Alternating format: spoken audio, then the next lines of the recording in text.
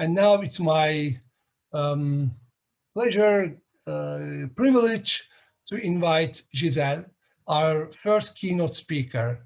Giselle is one of the first practitioners of positive psychology. She has been working with leaders, teams, students to create a driving work culture. And we're so happy to have you, Giselle, with us today. And the floor is yours. Thank you. Thank you so much, Riza. I really appreciate that. So I am beyond humbled. I'm tickled pink to be speaking to you all this morning about one of my greatest passions in life, which is applied positive psychology in the workplace. And I'm thrilled to be here at the conference as well, learning from all of you. Really brief introduction about myself, because I promise I'm not that interesting. As Riza mentioned, I was a baby when positive psychology was starting. So I joined the first master's program at the University of Pennsylvania in 2005. Marty Seligman and Chris Peterson in the photo really drew me to that. But it was really Ed Diener who coined the term subjective well-being that drew me to the power of positive psychology. And unfortunately, we lost him last week. So thank you to Ed for everything you gave to our field. But I did graduate with this degree that nobody had heard of. So what the heck am I going to do with this? I knew it would change me as a person, but in 2005, you didn't mention happiness at work. So there were zero job prospects for a young positive psychology grad. So I went into strategy and management consulting, as one does. And after about 10 years, really saw the field blossom, develop, evolve, and workplaces really start to value this science. And so I now currently wear 3 hats under the umbrella of positive work. I focus on leader and team development. I do leadership coaching, so I'm honored to be with all of you. And then I helped to start the work and organization division of the International Positive Psychology Association.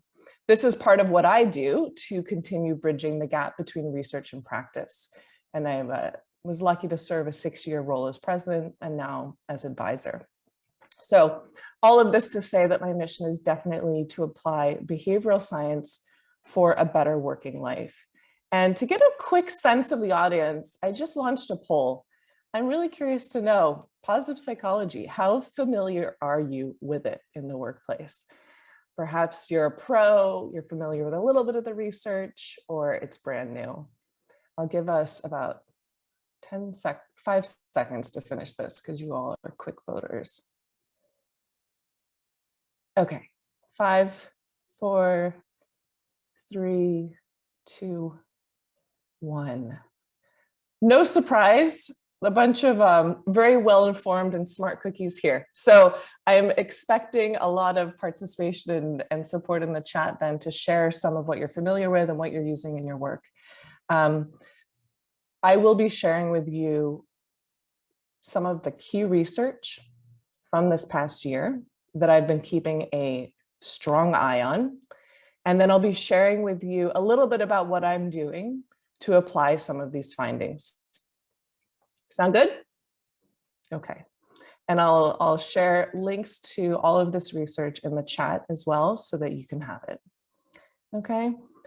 The first thing I'll point out though is, and this irks me a lot, is that best practice tends to point to a continuum of mental health, thinking about mental illness to positive mental health and well-being. You see this from amazing companies like McKinsey and Deloitte. Okay, this is okay. This is one of the most used for psychological well-being correlates is called the Cantrell ladder, which is this is really based off of, right? Where you ask yourself, how would you rate your satisfaction of your life today and 5 years from now? And there's some really interesting research. For example, Gallup has been tracking well-being during COVID, and 100% of people rating their lives highly on the ladder present dropped a lot. But ladder future, how great I think my life will be 5 years from now, actually improved slightly in the past year because people believe that there's a way out. So while Cantrell's ladder is very widely practiced and is useful, as a practitioner, I do not love it because I don't see it as a diagnostic or developmental tool. It gives us no indication of what to do or how to enhance or sustain our thriving. So for example, you're working with a company and the HR director tells you, our employee average is a 4 on the ladder. What do I do? Right? I think that there's a better way to be measuring this. And I think we have a call to embrace complexity over simplification.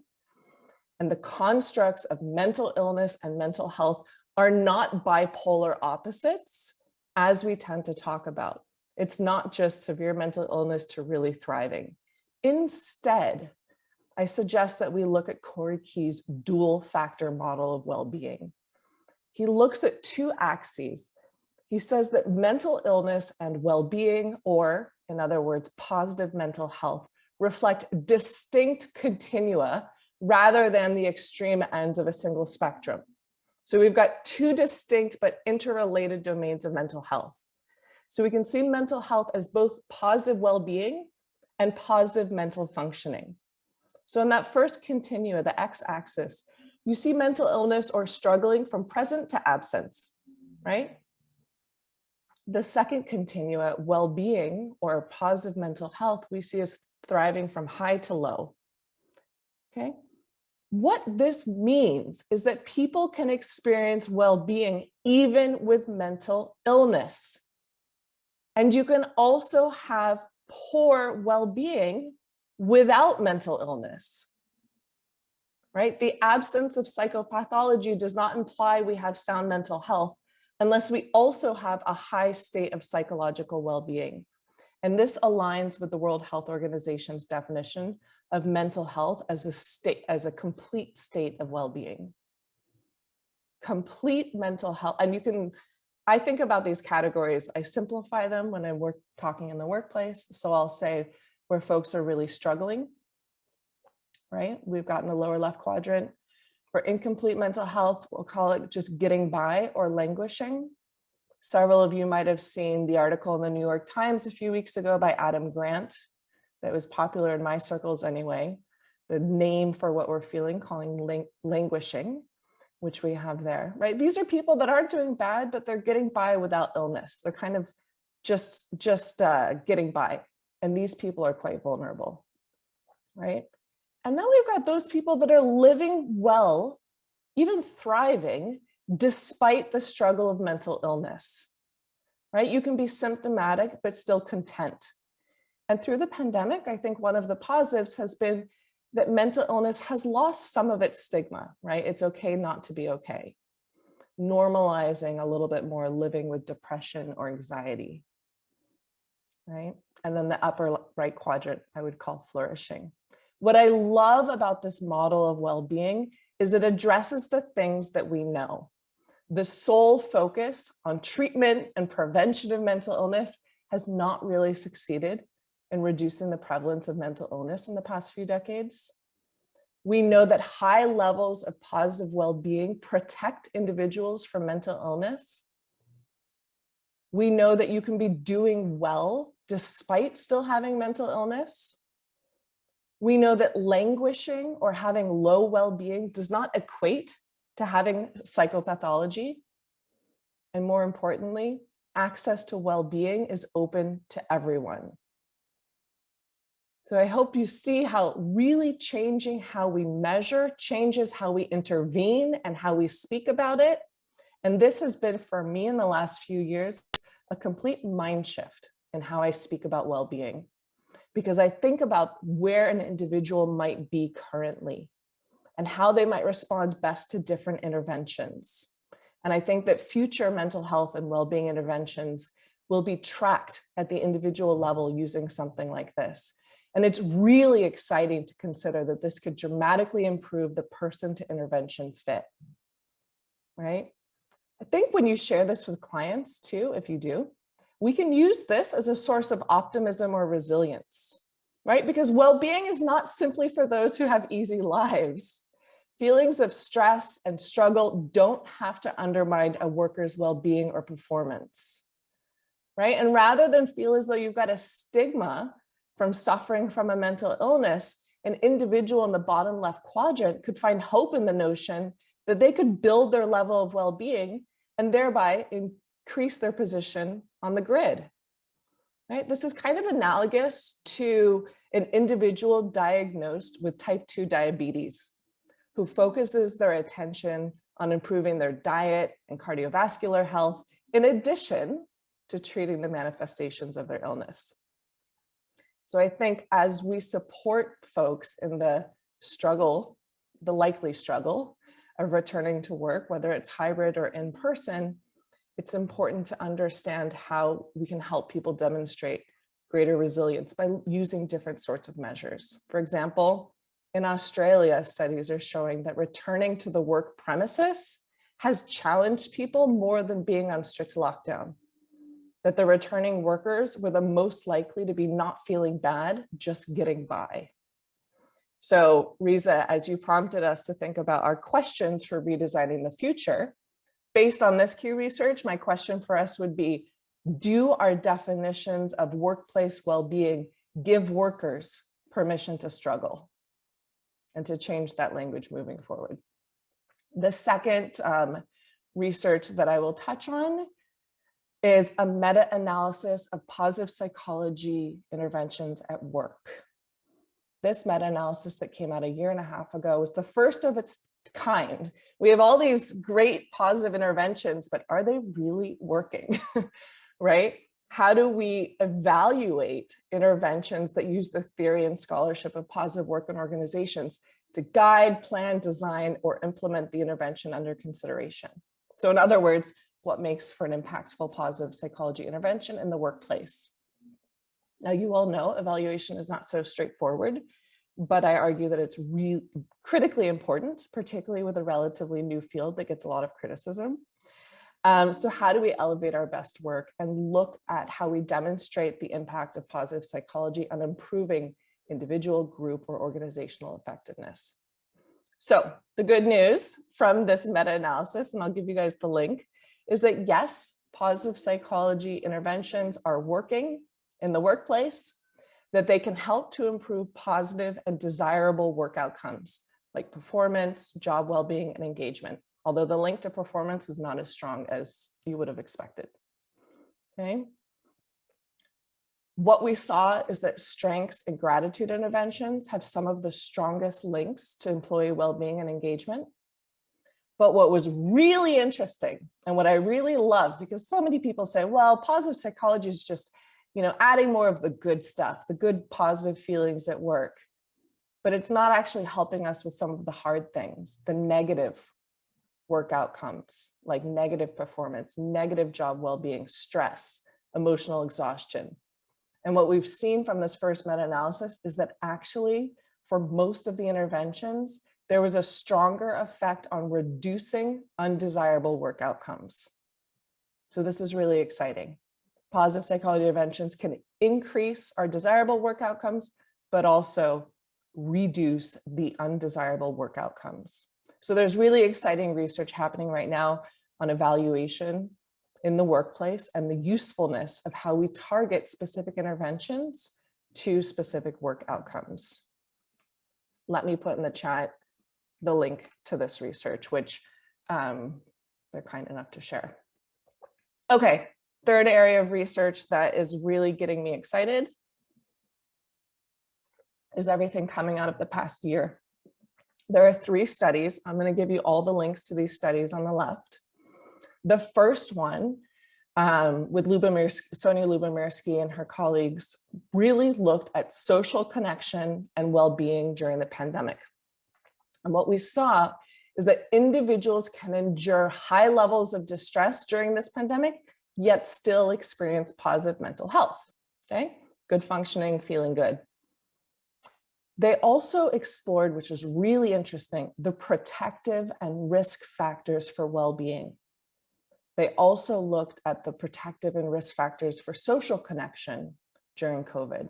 On the screen, I've got the psychological risk factors, right? So what was so interesting, for example, regarding social connections during COVID, they saw that yes, strong social connections, not so much of a surprise, are very important for health and well-being, both before and during the pandemic, right? But what are some of the specific protective factors? They found that if you have pre-existing mental health conditions, contrary to expectations, that was actually a protective factor for greater social connection during the pandemic.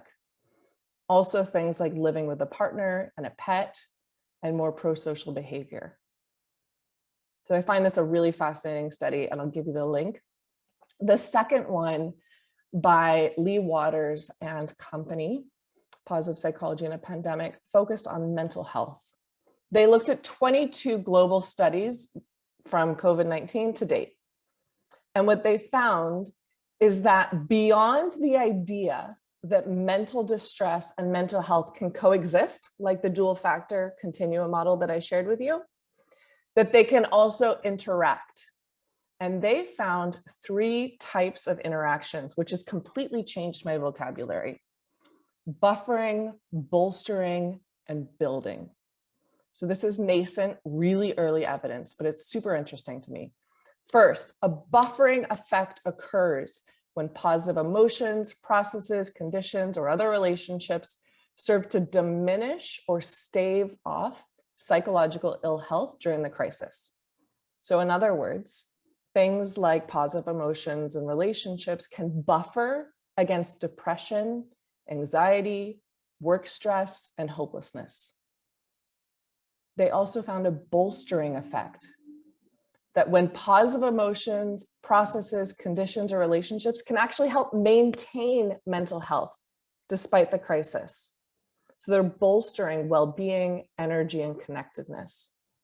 And then we also see a building effect when people have used the crisis in a transformative way to develop new practices. For example, digging back into your strengths, new processes like practicing more self-compassion, or new outlooks like attributing more meaning to what's going on in their lives that can lead to improved mental health in the future. So their study found that these aspects can build resilience, coping, and collective capacity. And I'm sure you would agree that has a lot of very important implications for our work, right? Even if we just look at the distinction between, are we trying to buffer, bolster, or build someone's well-being in our work with them? So I've put the links to those resources there. And then I'll just share, it's not recent research, but it's an oldie but a goodie that I've been coming back to again and again this past year. And that is the importance of social relationships. Okay.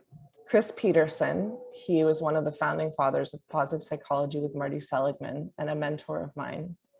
And he summed up all of the research in positive psychology before he passed with 3 words: other people matter. He used that to sum up the research from all of the past decades. Then George Valiant, another really charismatic professor of mine, he for 40 years directed the Harvard project on the study of adult relationships, also known as the Harvard Grant Study, that's been going on for 70+ years. And what he found is that the quality of our relationships is the most important driver of lifetime happiness and meaning, above and beyond things like income and IQ.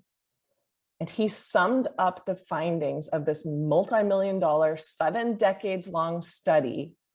His summary paper was called Happiness Equals Love, full stop. Right? I'll see Liz putting that into the chat too. So that brings me to Jane Dutton and her research on how we create high quality connections. And she's been studying this for a few decades now. And she finds that high quality social interactions are essential for mental and physical health.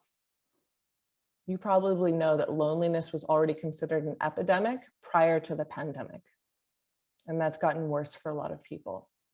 High quality connections are moments defined as where both people or group in the connection feel enhanced vitality, mutuality, and positive regard for one another. And they can be short, a momentary interaction, or they can be more enduring, like an extended Zoom call or a face-to-face visit. And I'm going to have you all practice one right now. We're going to go into a breakout group for a few minutes, and I'm going to challenge you. You have a few minutes to lead in connection building, to build a high quality connection with your partners. I'd love to hear out loud or in the chat, what did your partners do that was working to create that high quality connection? Feel free to put in the chat, or we have a lot of people, but if you want to shout out, it's okay. Asking questions, speaking, smiling, especially for those large groups, sharing some personal details. Wow, finding common ground, being authentic, being open, genuine interest, eye focus, so that strong digital social intelligence, general chat, humor, curiosity. We talked about the weather. It's okay, you start somewhere. Enthusiasm and energy. The magic of our different languages. That's beautiful. A little bit of vulnerability. A virtual hug, really? Polite pauses, so some listening. Oh, you had a leader that started asking curious questions. Of course, you do this to a group of coaches, right? You're all going to start facilitating the conversation. Curious about backgrounds. Oh, that's so beautiful. So a lot of what you're sharing is what Jane has found are the pathways to building high quality connections. And I keep these in mind as I design trainings and workshops and as I connect with my coachees. So what I hear, and much like coaching, right? What moments of high quality connection, even micro moments, what they do is create positive energy, right? Just like a great coaching conversation. And there are 4 pathways, as I mentioned. So the first is respectful interactions, right? So this is where you mentioned the eye contact, being present with one another, actively focusing your attention, the smiling, the nodding, the active listening and affirming of others. The second pathway is what she calls effective helping. This is pro-social behavior in essence, right? Being curious, interested in the other person, right? Maybe even offering help.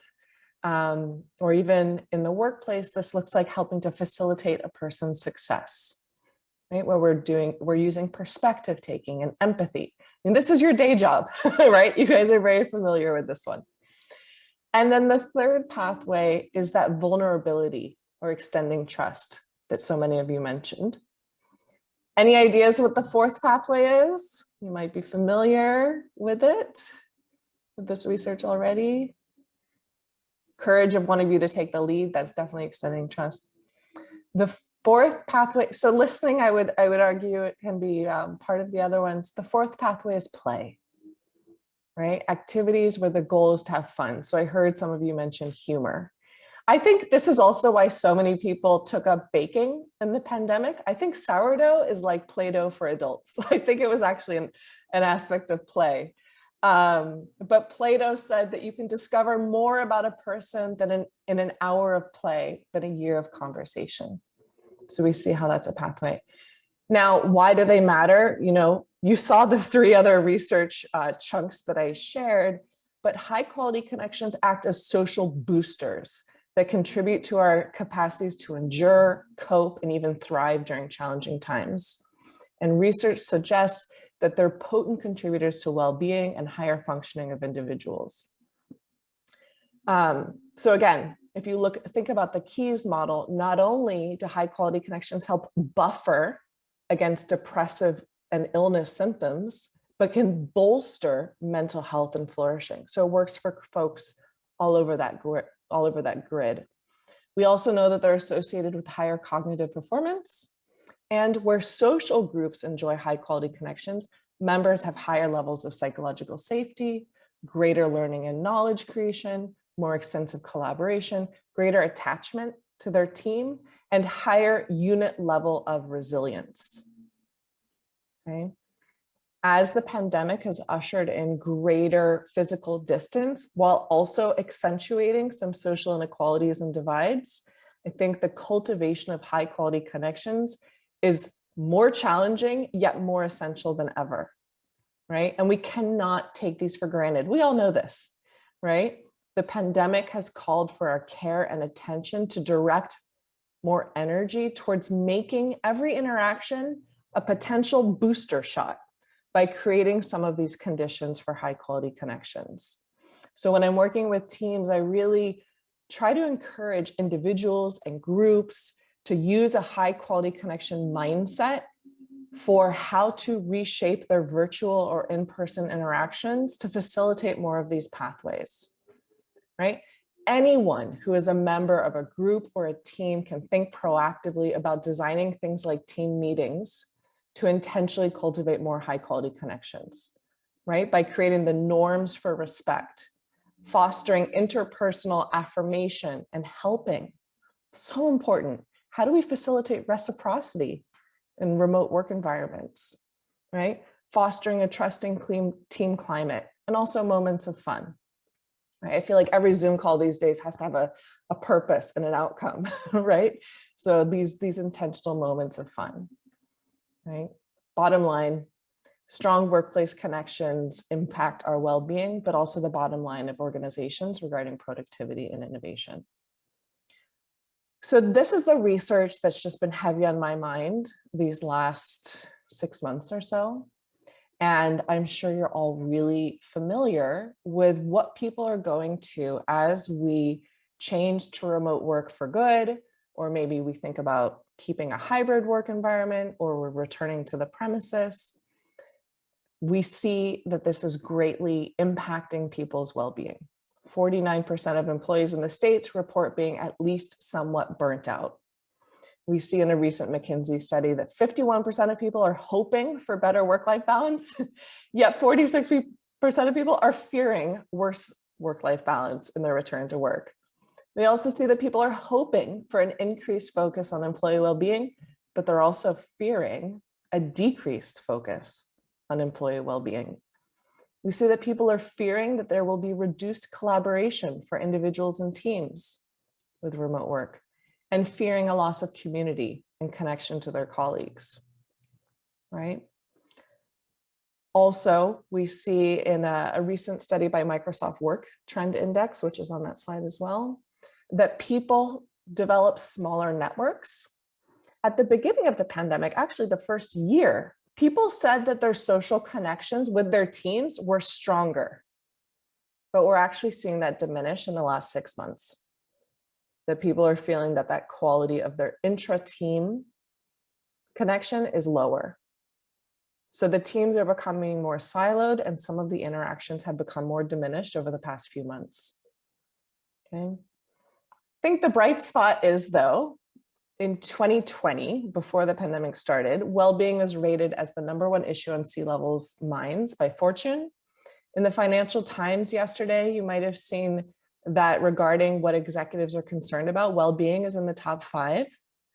And more companies, Burson by Deloitte, are finding that there's an expansion from thinking about wellness to well-being, right? All of the elements that impact health and happiness of employees. So I'm going to do one more poll because I'm really curious for us to share in your work, which of these fears are you hearing expressed most? So you should see the poll on your screen. Of these primary fears that I've highlighted with the return to work, primarily remote work, which fears are you hearing expressed most? You guys are awesome voters. I'm going to give us 5, 4, 3, 2, and 1. Okay, I'll share these results. So we see loss of community and connections, the majority, but the other ones matter too. Worse work-life balance. Yeah. So my second question is then, what are we going to do about it, right? Given that I've essentially teed up that well-being is a team sport, that we are at a time where there is a calling and a demand for facilitating and developing workplace connections because they're critical to well-being, belonging, and innovation in remote work. What are we going to do about it? I'm really curious to hear a few shares from you all. What is your experience of designing a workplace intervention that tries to target better well-being, including work-life balance, or better connection and community, or increased collaboration across teams, right? As I mentioned, teams are feeling so siloed. I'd love for you to share in the chat or raise your hand. Let's speak out loud. What is your experience of trying to design an intervention that's tackling these? Team coaching. Yeah, no one, I look at David's work all the time from EMCC and seeing the, as you mentioned, Riza, the expansion of the team coaching offering, right? We see that. Online animations for kids, that's interesting. Anyone want to raise their hand and just share a little bit about their experience? Oh, Sandra, you've got to tell us about massive transformational purpose. Okay. Can you hear me? Yes. Hi. I've been doing some work based on Stephen Kotler, and for many years I've been thinking myself, what is my purpose? What is my contribution back? And through his work, this massive transformational purpose, it kind of builds, it's a way of building from your, what you're motivated to do, what you're curious about, to what you're passionate about. But passionate can be very selfish. I might have a passion for X, but build that into a purpose, the way you want to make a difference to the world. And in that, you're building a following behind you to make a difference and actually connecting with people in front of you. I'm finding it enlivening my clients when I work with in this way, and things are opening up and connections are opening up. And so I'm early on this journey, but it is so amazing, which is why I wanted to share it. I can feel your energy about it. By the way, I'm so inspired by you all. I'm going to try to do an analysis of the chat and summarize it on LinkedIn based on all of these amazing ideas so that we can capture these from one another. Christina, would love to hear about your experience. Thank you very much. Hi, Giselle. Hi, everyone.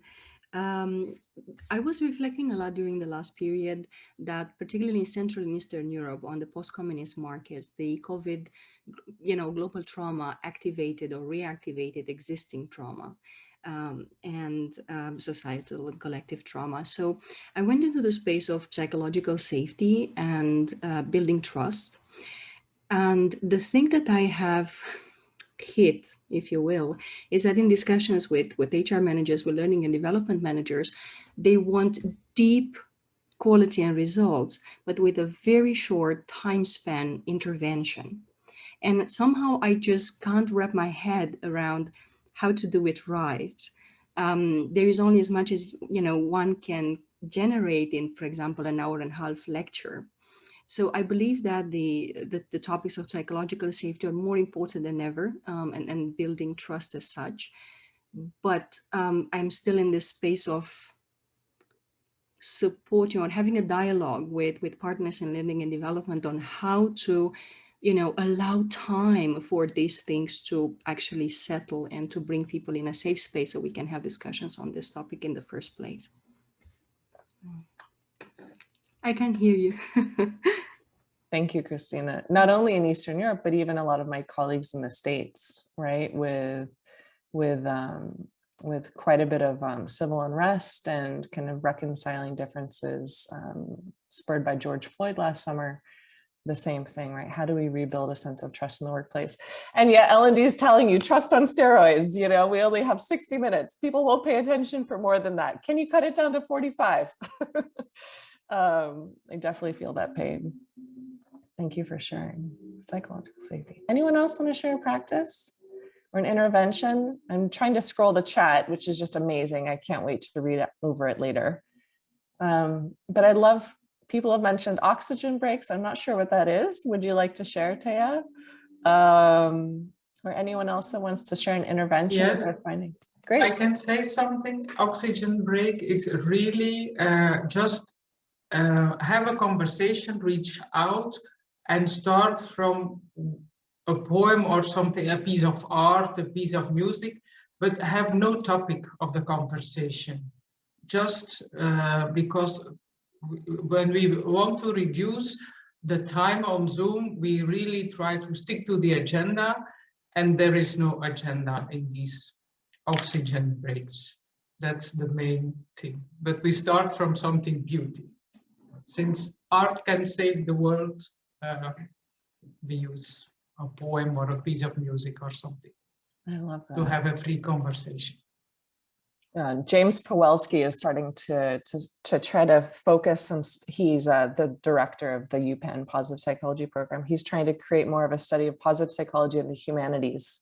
So I love that you're starting with the humanities and creating that connection. Well, I think what you are all doing is amazing, and I would invite any of you into the hot seat to share more about what you're doing. I'll just share two small things I'm doing in my part of the world where I'm trying to tackle these three areas. The first is something I'm sure many of you might do or are familiar with, but really focusing on group mentoring. So I'm doing this with Glovo. They're Spain's fastest growing startup.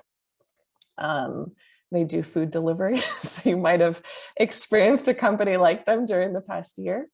And what we've been doing is, like many tech companies, they have a lack of representation in women's roles and a gap for actually career development. So they created a 6-month global mentoring program, which we launched in March of last year. Interesting time to March to launch. And is now in its second iteration, but it's a combination of group mentoring, training and workshops, peer support, networking. So pretty classic program. But given that we started studying this program just before the pandemic started and throughout the pandemic, what my little research study has shown for this is that these group mentoring, so we had one mentor, a few mentees in one session, that it helped to buffer against work stress. What we saw a lot of the results that we're sharing, it helped to bolster a sense of connectedness during this trying time and helped to build people's leadership resilience, which was something that we measured. So I saw that this helped to build connection, to increase some collaboration across teams, and help to improve people's sense of well-being, particularly that social connection. So kind of trying to hit those three areas. And then the second practice that I'm designing right now actually is thinking about this concept of well-being as a team sport. And in the last year, we've seen that leaders are starting to really feel responsible for both performance and well-being, right? Depression is skyrocketing.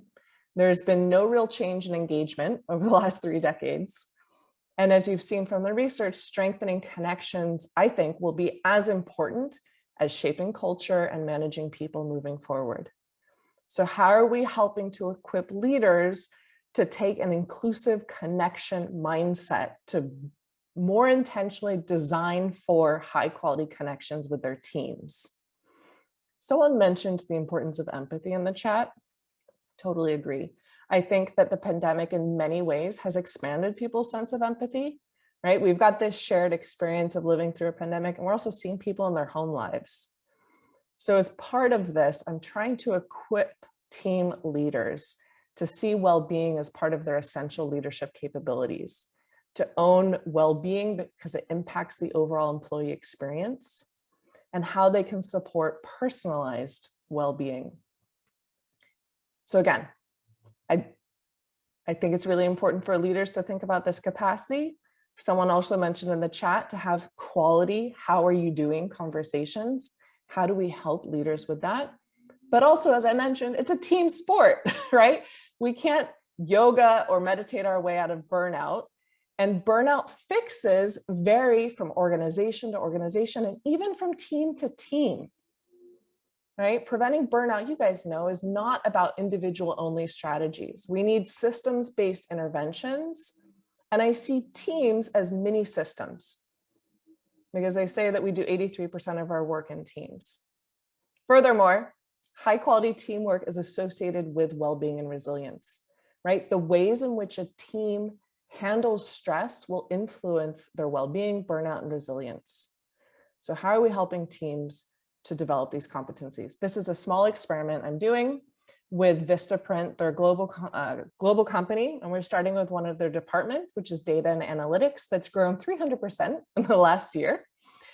And they also said, hey, Giselle, can you come in and do a workshop on burnout?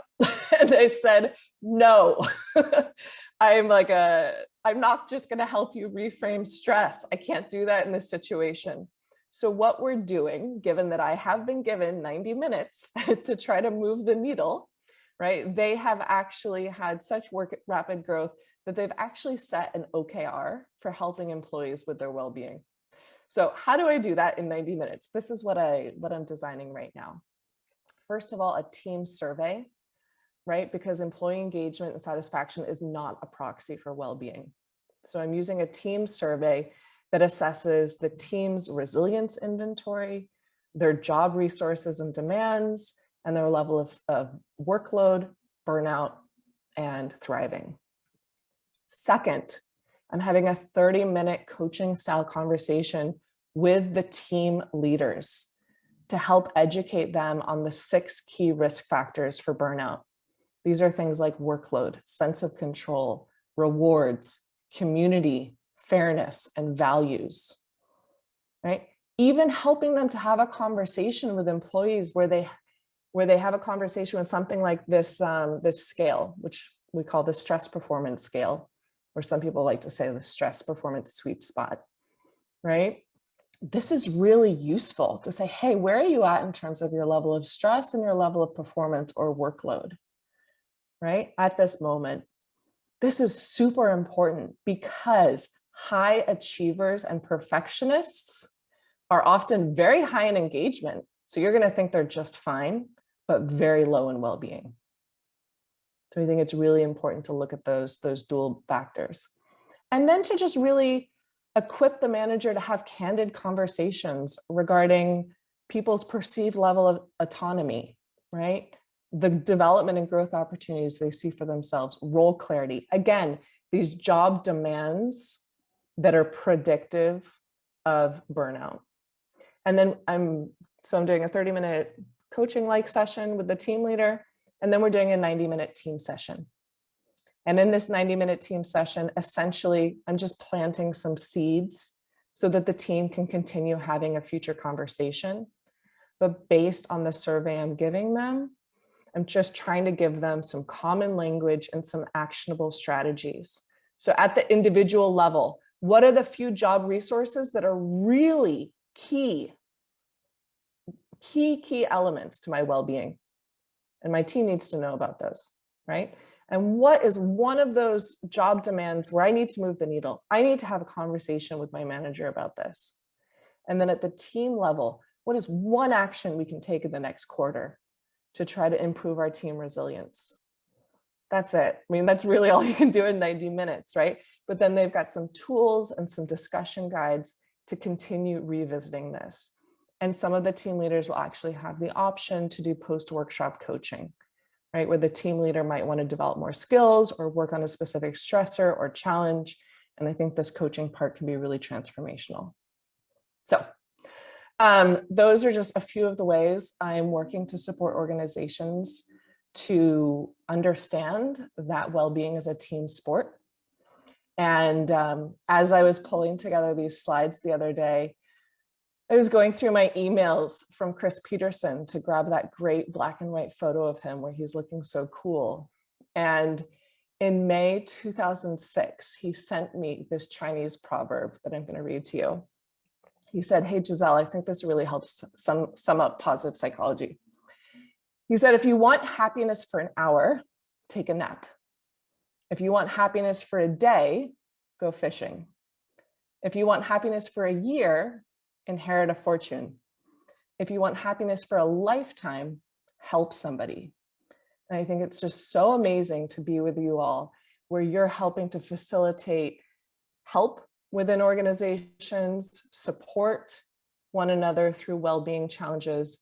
And I see no better community better equipped for carrying out the idea of well-being as a team sport. So thank you for letting me share a little bit about what's on my mind. I gave a link to the slides on this slide, where you can download a PDF of the slides. And there's a link to a few of the resources that I put together on these sorts of topics. So we've got a few minutes before the next session. I'd love to hear more shares from the audience or tackle a few questions. I'll answer as best I can. Any questions or anyone want to share? If not, maybe we'll take an oxygen break. Feel free to raise your hand. I will try to share proper music. And we can do the proper music. I was going to just share one thing. Thank you for your support. I really appreciate it. You know, dancing without the music is even better, you said. But Giselle, thank you very much for this presentation and sharing with us all the work.